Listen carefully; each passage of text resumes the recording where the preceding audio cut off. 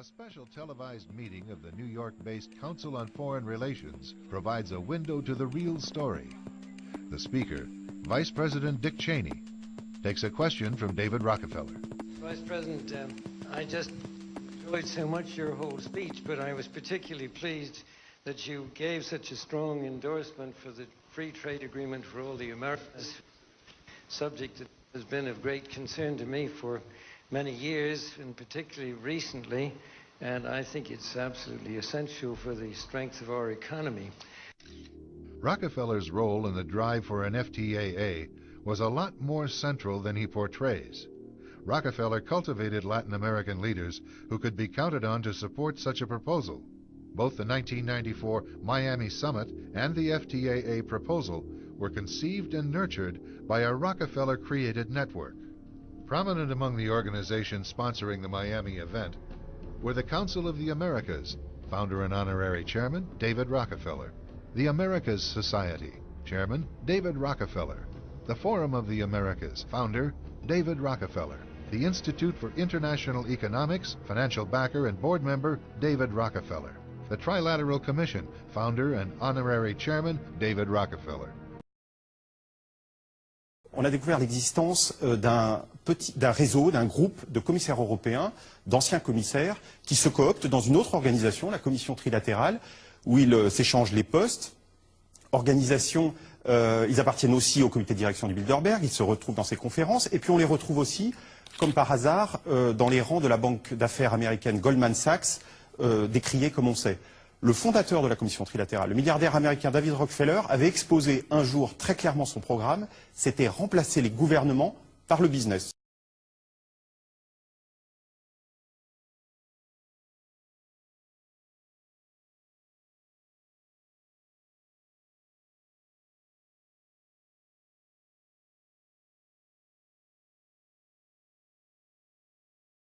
Rockefeller's influence also extends to the current administration.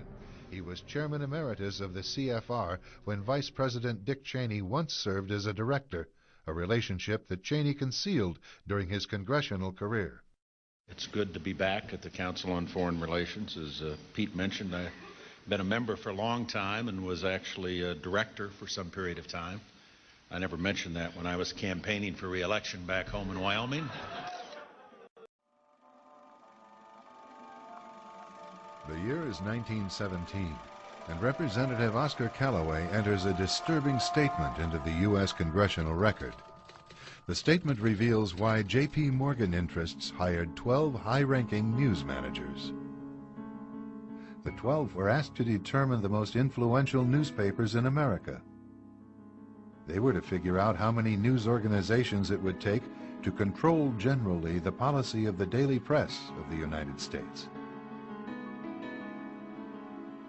The 12 found it was only necessary to purchase the control of 25 of the greatest papers.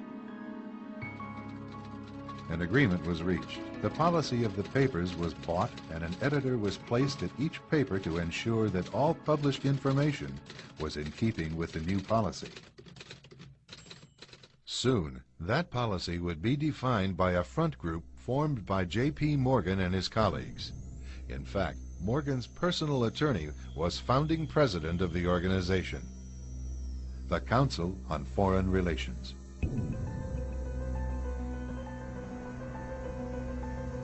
Today, the CFR maintains that its goal is to increase America's understanding of the world. However, the actual objective of this highly exclusive club is revealed by the rare admissions of the insiders themselves. In the early 60s, a Georgetown University professor collects information for a book favorable to the network of powerful men who founded the CFR. For 2 years, Professor Carroll Quigley is allowed to examine the confidential papers and secret records of this network. Quigley reveals that these men aim to create a world system of financial control in private hands, able to dominate the political system of each country and the economy of the world as a whole. And the CFR is their most visible conduit for carrying out that agenda. CFR members include America's wealthiest tycoons as well as the highly placed elite in government, academic institutions, tax-exempt foundations, and the establishment media. Who are these policymakers? Many of their faces are familiar. NBC's Tom Brokaw, CBS's Dan Rather, ABC's Barbara Walters, Jim Lehrer of PBS, William F. Buckley of National Review, media mogul Rupert Murdoch, owner of the giant multifaceted News Corporation. These media heavyweights, and many others like them, are members of the CFR. Powerful corporations are also invited to become members. At the close of the 20th century, CFR influence presided over far-reaching consolidations of media control. In 1995, CFR members Michael Eisner of Disney and ABC's Thomas Murphy merged their media empires. Soon after the merger, the Disney-ABC empire becomes a CFR corporate member. In the year 2000, the world's largest internet service provider, America Online, joins forces with Time Warner, one of the world's largest news organizations. The CEOs favoring the move are CNN's Thomas Johnson and Time Warner's Gerald Levin, both CFR members.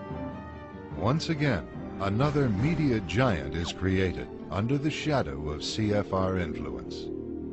Today, an elite handful of individuals define the agendas that are supported by the empire of establishment news.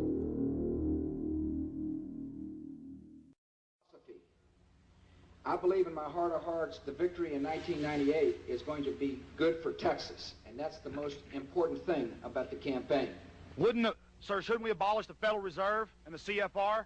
That's the real reality that none of you will talk about, most of you are members. That's what's destroying this country, Governor. Don't you stand for America, sir? What about the Federal Reserve and the CFR? You people are being lied to. Trouble.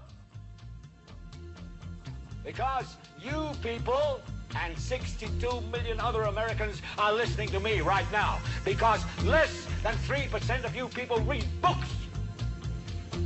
Because less than 15% of you read newspapers. Because the only truth you know is what you get over this tube. Right now, there is an entire generation that never knew anything that didn't come out of this tube. This tube is the gospel, the ultimate revelation.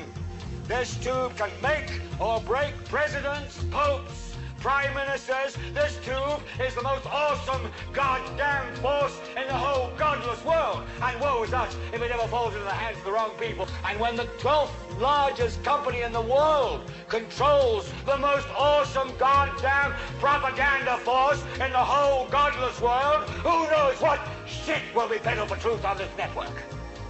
So you listen to me. Listen to me. Television is not the truth. Television is a goddamn amusement park. Television is a circus, a carnival, a traveling troupe of acrobats, storytellers, dancers, singers, jugglers, sideshow freaks, lion tamers, and football players. We're in the boredom-killing business. So if you want the truth, go to God. Go to your gurus. Go to yourselves. Because that's the only place you're ever going to find any real truth. But man, you're never going to get any truth from us. We'll tell you anything you want to hear. We lie like hell. We'll tell you that Kojak always gets the killer and that nobody ever gets cancer in Archie Bunker's house. And no matter how much trouble the hero is in, don't worry, just look at your watch. At the end of the hour, he's going to win. We'll tell you any shit you want to hear. We deal in illusions, man. None of it is true. But you people sit there day after day, night after night, all ages, colors, creeds. We're all you know. You're beginning to believe the illusions we're spinning here. You're beginning to think that the tube is reality and that your own lives are unreal. You do whatever the tube tells you. You dress like the tube. You eat like the tube. You raise your children like the tube. You even think like the tube. This is mass madness, you maniacs. In God's name, you people are the real thing. We are the illusion. The last thing the men behind the curtain want is a conscious, informed public capable of critical thinking. They seek to keep you in a distracted, naive bubble. And they are doing a damn good job of it.